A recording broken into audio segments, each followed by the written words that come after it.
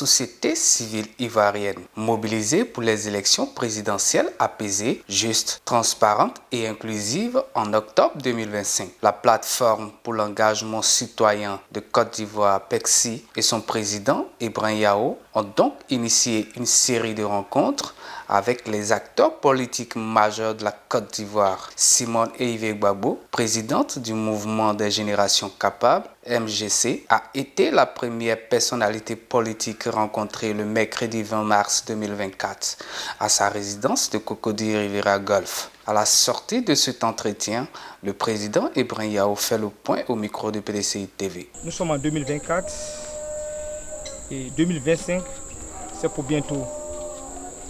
Nous avons décidé, en tant qu'acteur important de la société civile ivoirienne, parce que nous présidons 36 organisations, associations, ONG, mouvements de la société civile ivoirienne. Nous estimons qu'il est temps d'entamer des échanges avec tous les acteurs importants de la vie politique ivoirienne et de voir dans quelle mesure nous allons pouvoir anticiper pour trouver des compromis et un consensus et faire face aux problèmes qui minent notre processus électoral en Côte d'Ivoire. Vous savez, ces 20 dernières années, toutes les élections présidentielles qui sont déroulées en Côte d'Ivoire ont été entachées. Il y a eu beaucoup de morts. Nous estimons que pour éviter qu'il y ait encore des crises plus graves que celles de 2010 et de 2020, il faut anticiper, venir échanger et faire des propositions. Nous avons eu la chance d'être observateurs indépendants lors des élections partielles de 2022 et aussi lors des élections locales couplées, régionales et communales qui se sont déroulées le 3 septembre 2023 en Côte d'Ivoire, où nous avons eu à déployer 715 observateurs pour couvrir les 31 régions et districts de Côte d'Ivoire.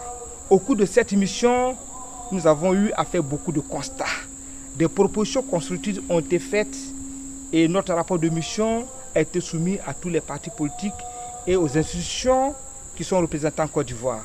C'est notre manière de contribuer à la mise en place et d'améliorer surtout le processus électoral en Côte d'Ivoire. Donc nous sommes là cet après-midi pour échanger avec Madame la Présidente Simone Eyive Gbagbo, avoir ses conseils avisés et surtout lui demander de s'impliquer afin que tous les acteurs puissent donner une chance au dialogue et faire en sorte que 2025 soit une année paisible. Parce que nous refusons qu'à chaque échéance électorale, les jeunes issus de familles modestes et pauvres soient utilisés comme des bétails électoraux. Et c'est ceux-là qui meurent. Et pour éviter, il faut qu'il y ait des élections crédibles, transparentes, inclusives. C'est ce qu'il manque à la Côte d'Ivoire. Il faut aussi voir les problèmes cruciaux qu'il faut dès lors aborder ces sujets-là. Le listing électoral. La commission électorale elle-même est contestée par les partis politiques de l'opposition ivoirienne ainsi que la société civile.